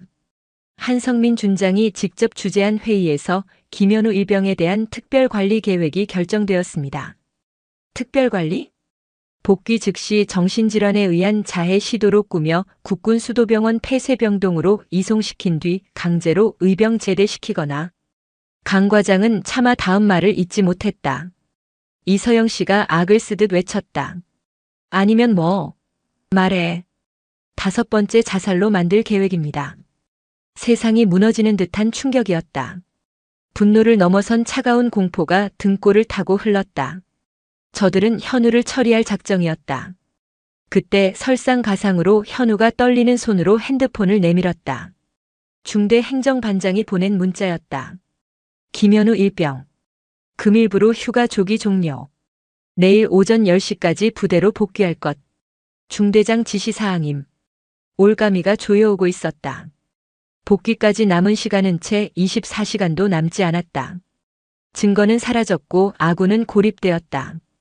이제 현우가 부대로 돌아가는 것은 사지로 걸어 들어가는 것과 같았다. 이서영 씨는 이를 악물었다. 이제 남은 카드는 하나뿐이야. 그녀는 현우를 잠시 밖으로 내보낸 뒤 방문을 걸어 잠갔다. 그리고 20년간 외면해왔던 수첩의 마지막 페이지를 펼쳤다. 그곳에는 단 하나의 이름이 적혀 있었다. 대한민국 권력의 정점, 대통령의 이름이었다. 그녀의 손가락이 통화 버튼 위에서 멈칫했다. 증거도 없이 대통령을 움직이는 것은 도박이었다. 정치적 스캔들로 번진다면 오히려 현우가 더 위험해질 수도 있었다. 어떻게 해야 하지, 신이시여, 제발. 바로 그 순간 그녀의 핸드폰이 희미한 진동과 함께 울렸다. 발신자 정보가 없는 모르는 번호였다. 망설이다 전화를 받았다. 여보세요? 수화기 너머로 다급하고 젊은 목소리가 들려왔다. 실장님, 저 박선우 병장입니다. 지금 전출 가는 KTX 열차 안입니다. 박 병장, 어떻게? 강민준 과장님께서 만일의 사태를 대비해 실장님 번호를 알려주셨습니다. 실장님, 제가 원본을 가지고 있습니다. 최성준 대위의 모든 만행이 담긴 영상과 녹음 파일 원본 USB. 제가 전출되기 직전 택배로 저희 어머니 댁에 보내두었습니다. 절망의 잿더미 속에서 피어오른 한 줄기 빛이었다. 그 USB 지금 어디에 있지? 대전 저희 집에요. 하지만 실장님, 문제가 있습니다. 방금 열차 안에서 저를 감시하는 헌병들이 있는 것을 확인했습니다. 아마 제 휴대폰을 압수하고 집까지 찾아갈 생각인 것 같습니다. 시간이 없었다. 헌병들보다 먼저 USB를 손에 넣어야 했다. 박 병장, 어머니께는 내가 연락할 테니 절대 동요하지 말고 일단 시간을 끌어. 전화를 끄는 이서영 씨는 즉시 낡은 봉고차의 키를 움켜쥐었다. 그녀의 눈이 맹수처럼 번뜩였다. 최성준, 한성민, 너희가 이겼다고 생각하겠지. 하지만 진짜 사냥은 지금부터 시작이다. 목적지는 대전. 대한민국의 심장부로 향하는 고속도로 위, 낡은 봉고차 한 대가 미친 듯이 밤을 뚫고 질주하기 시작했다. 이것은 단순한 증거 확보가 아니었다. 조카의 목숨과 이름 없이 죽어간 4명의 청춘들의 원혼을 되찾기 위한 처절한 레이스의 시작이었다. 이서영 씨의 낡은 봉고차는 괴물처럼 밤의 경부 고속도로를 삼켰다. 계기판의 속도계 바늘은 금방이라도 부러질 듯 위험하게 떨렸지만 그녀는 아랑곳하지 않고 가속 페달을 더욱 깊이 밟았다. 덜덜거리는 엔진 소음과 차체를 때리는 바람 소리가 뒤섞여 마치 절규처럼 들렸다. 그녀의 머릿속은 단 하나의 생각으로 가득 차 있었다. 헌병들보다 반드시 먼저 도착해야 한다. 그 시각 강원도로 향하는 KTX 열차 안. 박선우 병장은 태연한 척 창밖을 바라보고 있었지만 등줄기로는 식은땀이 흘렀다. 맞은편 대각선 좌석에 앉은 짧은 머리의 사내둘. 민간인 복장이었지만 다부진 체격과 날카로운 눈빛은 영락없는 해병대 헌병이었다. 그들은 노골적으로 박 병장을 감시하고 있었다. 휴대폰을 꺼내자마자 낚아챌 기세였다. 시간을 벌어야 해. 박 병장은 자리에서 일어나 화장실로 향했다. 헌병 중 한 명의 미간이 미세하게 좁혀졌다. 그는 좁은 화장실 안에 들어가 문을 잠그고 품속에 숨겨두었던 예비용 폴더폰을 꺼냈다. 강민준 과장이 만일의 사태에 대비해 건네준 것이었다. 그는 떨리는 손으로 이서영 씨에게 문자를 보냈다. 실장님, 헌병들이 대전역에서 내릴 준비를 합니다. 아마 제 본가를 덮칠 겁니다. 서둘러 주십시오. 젠장. 이서영 씨는 욕설을 내뱉으며 핸들을 틀어 갓길에 잠시 차를 세웠다. 그리고는 곧바로 박선우 병장의 어머니에게 전화를 걸었다. 불안에 떠는 어머니의 목소리가 수화기 너머로 들려왔다. 어머니, 저예요. 지금 집 근처에 거의 다 왔습니다. 혹시 군인이라고 말하는 사람들이 찾아오면 절대 문 열어주지 마시고 아드님은 부대에 잘 있다고만 하세요. 아시겠죠? 이건 아드님을 구하는 일입니다. 밤 10시 30분. 봉고차는 대전의 한 낡은 다세대 주택 골목에 급하게 멈춰섰다. 이서영 씨는 3층까지 단숨에 계단을 뛰어 올라가 문을 두드렸다. 문이 열리고 하얗게 질린 얼굴의 박 병장 어머니가 나타났다. 저 선우 친구분이신가요? 어머니, 시간이 없습니다. USB 주세요. 어머니는 무슨 영문인지 몰랐지만 아들을 살려야 한다는 절박함이 담긴 이서영 씨의 눈빛에 홀린 듯 서랍에서 작은 USB 하나를 꺼내 건넸다. 우리 아들 무사한 거죠? 제가 반드시 그렇게 만들겠습니다. 약속합니다. USB를 손에 쥔 이서영 씨는 다시 봉고차로 돌아왔다. 그리고는 곧바로 낡은 노트북에 USB를 꽂았다. 폴더가 열리고 파일들이 모습을 드러냈다. 그녀는 마른 침을 삼키며 첫 번째 동영상 파일을 클릭했다. 화면이 흔들리며 어두운 생활관 내부가 나타났다. 최성준 대위가 현우의 멱살을 잡고 벽으로 밀어붙이는 장면이 고스란히 담겨 있었다. 부모 없는 새끼가 어디서 이모들 자랑이야 하는 고함과 함께 무자비한 폭행이 이어졌다. 현우의 비명, 최 대위의 욕설, 살이 부딪히는 둔탁한 소리. 이서영 씨는 입술을 깨물었다. 다음 파일은 녹음이었다. 최 대위와 한성민 준장이 현우를 처리할 계획을 나누는 소름 끼치는 대화가 생생하게 흘러나왔다. 지난번 최승우 일병처럼 깔끔하게. 이것은 단순한 증거가 아니었다. 악마의 범죄를 기록한 판도라의 상자였다. 이서영 씨는 USB를 주머니 깊숙이 찔러 넣었다. 이제 마지막 퍼즐 조각을 맞출 시간이었다. 인근 고속도로 휴게소. 이서영 씨는 차를 세우고 수첩에 적힌 마지막 번호를 눌렀다. 20년간 단 한 번도 누르지 않았던 번호. 신호음이 2번 울리고 익숙하면서도 낯선 중년의 목소리가 들려왔다. 김영수입니다. 대한민국 대통령 비서실장. 20년 전 청와대에서 그녀를 선배님이라 부르며 따르던 후배였다. 영수야, 나야. 서영이. 실장님? 정말 이서영 선배님이십니까? 놀라움과 반가움이 뒤섞인 그의 목소리에 이서영 씨는 본론부터 꺼냈다. 부탁이 아니라 보고를 하려고 전화했어. 지금 해병대 이사단에서 벌어지고 있는 일, 이건 국기문란이자 군의 근간을 뒤흔드는 살인 사건이야. 그녀는 조금의 망설임도 없이 지난 며칠간 있었던 모든 일을 요약해서 보고했다. 최성준 대위의 가혹행위, 4명의 억울한 죽음, 한성민 준장의 은폐와 비리, 그리고 방금 손에 넣은 결정적인 증거까지. 수학이 넘어 김영수 실장의 숨소리가 점점 거칠어졌다. 알겠습니다, 실장님.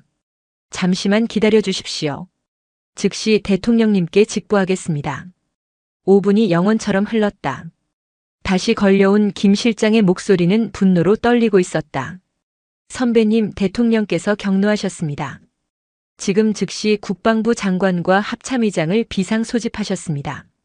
국방부 직할 감찰팀과 헌병대를 이사단으로 급파하라는 대통령의 긴급 지시가 하달되었습니다.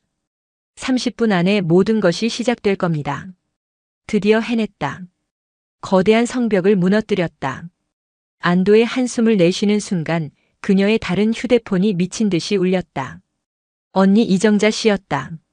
패닉에 빠진 울음 섞인 목소리가 귓전을 때렸다. 서영아, 현우가 없어졌어. 방에 쪽지를 남기고 부대로 간다고.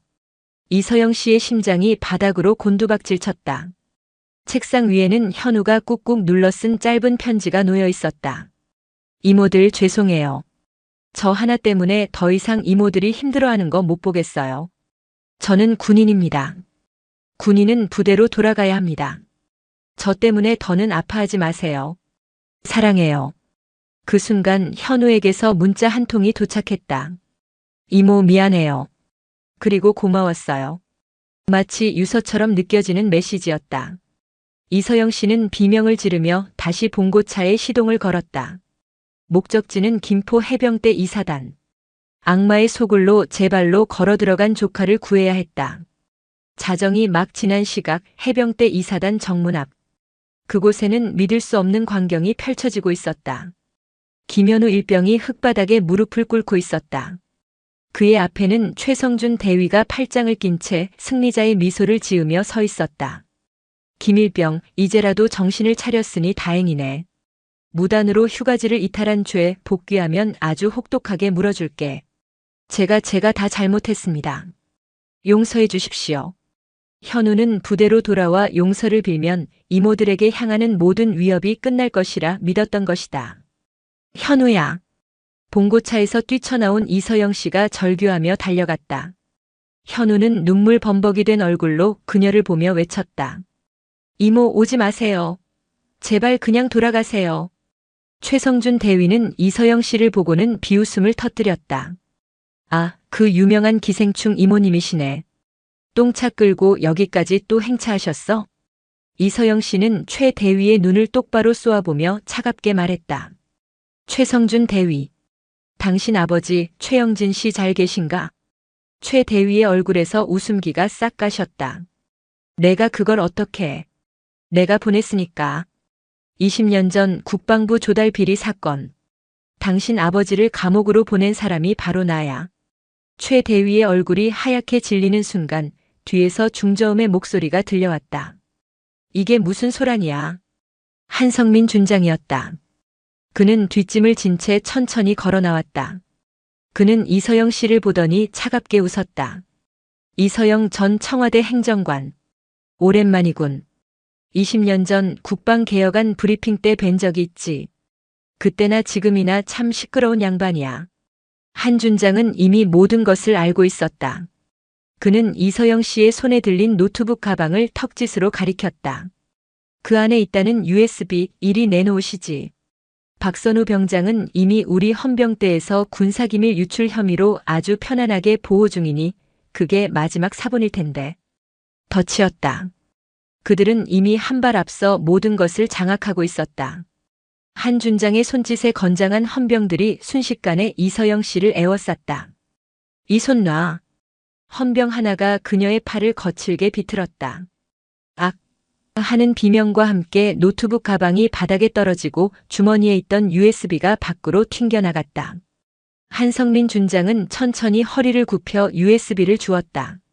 그리고는 군화발로 그것을 지그시 밟아 바삭하는 소리와 함께 산산조각 내버렸다. 이제 증거는 없군. 모든 것이 끝났다. 마지막 희망이 발밑에서 가루가 되어 사라졌다. 이서영 씨는 무릎을 꿇고 주저앉았다. 최성준 대위는 절망에 빠진 현우의 팔을 잡아챘다. 자, 김일병. 이제 그만 들어가자. 너랑 나랑 밤새 나눌 얘기가 아주 많아. 안 돼. 이서영 씨의 절규는 공허하게 울려 퍼졌다. 승리를 확신한 한성민 준장과 최성준 대위의 얼굴에 악마 같은 미소가 떠올랐다. 현우는 죽은 사람처럼 창백한 얼굴로 이모를 바라보았다. 그의 눈에는 마지막 체념과 절망이 담겨 있었다. 바로 그때였다. 저 멀리서 희미한 사이렌 소리가 들려오기 시작했다. 소리는 순식간에 가까워지며 밤의 정적을 갈랐다. 하지만 군용 차량의 사이렌 소리가 아니었다. 수십 개의 현란한 불빛이 부대 정문으로 쇄도했다. KBS, MBC, SBS 로고를 단 방송국 중계차들이었다. 차 문이 열리고 카메라와 마이크를 든 기자들이 벌떼처럼 쏟아져 나왔다. 해병대 2사단에서 병사 사망 사건이 조직적으로 은폐되었다는 제보가 들어왔습니다. 사단장님, 사실입니까? 수십 개의 카메라 플래시가 한성민 준장과 최성준 대위, 그리고 그들에게 붙들린 현우의 멍든 얼굴을 향해 동시에 터져나왔다. 강민준 과장의 마지막 카드였다. 내부에서 이길 수 없다면 세상의 모든 것을 폭로하고 심판을 받게 하겠다는 그의 마지막 승부수였다. 성역과도 같았던 해병대 부대의 철옹성 정문 앞에서 대한민국을 뒤흔들 거대한 폭풍의 눈이 마침내 그 모습을 드러내고 있었다. 수십 대의 방송국 카메라가 만들어낸 인공적인 대낮 속에서 시간은 잠시 멈춘 듯 했다. 방금 전까지 승리자의 오만한 미소를 띠고 있던 한성민 준장과 최성준 대위의 얼굴이 경악과 당혹감으로 흉하게 일그러졌다. 그들을 향해 쏟아지는 기자들의 질문은 마치 날카로운 파편과도 같았다. 사단장님, 4명의 병사가 부대 내 가혹행위로 사망했다는 의혹 사실입니까? 최성준 대위님, 병사의 팔에 담뱃불로 낙인을 새겼다는 것이 사실입니까? 증거를 인멸하려 하셨다는 제보가 있습니다. 해명해 주십시오. 두 사람은 한마디도 대답하지 못했다. 그들이 통제하던 왕국 해병대 2사단의 철문 앞에서 그들은 순식간에 고립된 범죄자가 되어버렸다. 그들이 그토록 경멸했던 세상의 법과 언론이 이제 그들의 목을 겨누는 칼이 되어 돌아온 것이다. 바로 그때 기자들의 무리를 뚫고 여러 대의 검은색 세단이 칠흑 같은 위험을 내뿜으며 부대 정문으로 미끄러져 들어왔다. 국방부 장관 직속 의장대 차량이었다. 차 문이 열리고 별 4개가 번쩍이는 전투복을 입은 국방부 장관이 얼음처럼 차가운 표정으로 내렸다. 그의 뒤에는 국방부 조사본부장과 헌병 병과장이 살기등등한 눈빛으로 따랐다. 대통령의 지시가 하달된 지 불과 30분 만에 대한민국의 군 수뇌부가 직접 이곳 김포의 땅을 밟은 것이다. 국방부 장관은 무너진 증거의 잔해 앞에 주저앉아 있는 이서영 씨와 멍든 얼굴로 공포에 질린 김현우 일병 그리고 사색이 된 한성민과 최성준을 차례로 훑어보았다. 그의 목소리는 낮았지만 그 안에 담긴 분노는 부대 전체를 얼어붙게 할 만큼 차가웠다. 한성민 준장, 최성준 대위. 차 장관님, 이것은 오해. 한성민 준장이 변명을 늘어놓으려던 순간 장관이 손을 들어 그의 말을 끊었다. 이 시간부로 두 사람의 모든 직위를 해제한다. 국방부 조사본부는 두 사람을 직권남용, 살인 및 살인 방조, 군수품 횡령 혐의의 피의자로 즉시 체포하여 압송하도록. 장관님, 그것은 명령이었다. 헌병대장이 직접 다가와 두 사람의 손에 차가운 수갑을 채웠다. 철컥하는 금소금은 그들의 군 생활과 인생에 내려진 사망 선고나 다름없었다. 모든 것을 잃었다는 것을 깨달은 최성준 대위가 발악하듯 소리쳤다. 증거도 없지 않나? 증거는 모두 사라졌다고. 그때 기자들 뒤편에서 강민준 과장이 나타났다. 그의 손에는 새로운 USB가 들려 있었다. 그는 한성민 준장이 밟아 부순 USB의 잔해를 가리키며 말했다. 그것은 미끼였습니다. 제가 실장님께 드린 가짜죠. 강 과장은 자신의 손에 들린 진짜 USB를 높이 쳐들었다. 원본은 여기 있고 사본은 이미 30분 전 이곳에 있는 모든 언론사와 국방부 장관님께 전송되었습니다. 완벽한 패배였다. 이서영 씨가 무너진 무릎을 짚고 일어서는 동안 수갑을 찬 두 죄인은 짐승처럼 헌병들에게 끌려갔다. 그들의 비참한 마지막 모습은 수십 대의 카메라에 담겨 그날 밤 대한민국의 모든 뉴스 헤드라인을 장식했다. 3개월 후 국방부 고등군사법원 대법정. 피고인석에는 죄수복을 입은 한성민과 최성준이 고개를 숙인 채 앉아 있었다. 방청석에는 이서영 씨와 가족들, 그리고 4명의 어머니들이 함께 앉아 있었다. 허름한 옷차림에 슬픔으로 깊게 주름진 얼굴을 한 억울하게 죽어간 강민호, 박준영, 이동훈, 최승우 병사의 어머니들이었다. 재판은 일사천리로 진행되었다. 강민준 과장이 확보한 영상과 녹음 파일이 재생될 때마다 방청석에서는 나지막한 탄식이 터져나왔다. 최성준은 끝까지 자신의 아버지를 들먹이며 이서영 씨에 대한 복수심 때문에 벌어진 일이라 변명했지만 그 누구도 동정하지 않았다. 재판의 클라이맥스는 강민호 일병의 어머니가 증인석에 섰을 때였다. 평생 청소부로 일하며 아들 하나만을 바라보고 살아온 그녀는 떨리는 목소리로 아들의 마지막 면회를 증언했다. 우리 아들이 그날 이상하게 밥을 잘 못 먹었어요. 얼굴에 멍이 들어서 왜 그러냐고 물으니 훈련하다 다쳤다고만 했어요. 바보 같은 이 어미는 그 말을 곧이곧대로 믿었어요. 우리가 가난해서 힘이 없어서 군대에서 억울한 일을 당해도 어디 가서 하소연도 못할까봐 그게 무서워서 더 캐묻지를 못했어요. 그게 우리 아들 마지막 모습일 줄은 꿈에도 몰랐어요. 어머니는 피고인석의 최성준을 노려보며 울부짖었다. 당신이 내 아들을 죽인 거야. 부모 잘못 만나서 가난하게 태어난 게 그게 죽을 죄였어? 대답해봐, 이 살인자야. 어머니의 절규는 법정 안의 모든 사람의 심장을 후벼 팠다. 다른 어머니들도 자리에서 일어나 함께 울기 시작했다. 그것은 단순히 4명의 어머니가 흘리는 눈물이 아니었다. 이 땅에서 힘없고 가난하다는 이유로 억압받아온 모든 이들의 피눈물이었다. 최후 변론의 기회가 이서영 씨에게 주어졌다. 그녀는 천천히 자리에서 일어났다. 재판장님, 저는 오늘 이 자리에 복수를 위해 서지 않았습니다. 저는 묻고 싶습니다. 왜 힘없는 사람의 아들은 군대에서 죽어나가야만 합니까? 왜 권력이 있어야만 억울함을 풀 수 있는 겁니까? 제 조카는 운이 좋았습니다. 20년 전 제가 가졌던 작은 힘과 인맥 덕분에 살아남았습니다. 하지만 이것은 정상이 아닙니다. 이 재판이 다시는 이 땅에 억울하게 죽어가는 아들이 나오지 않도록 하는 역사의 이정표가 되기를 바랍니다. 저 악마들에게 법이 허용하는 가장 엄중한 처벌을 내려주십시오. 마침내 최종 판결의 시간이 다가왔다. 피고인 최성준, 살인 및 살인교사, 직권남용 가혹행위 등의 죄목을 적용하여 무기징역을 선고한다.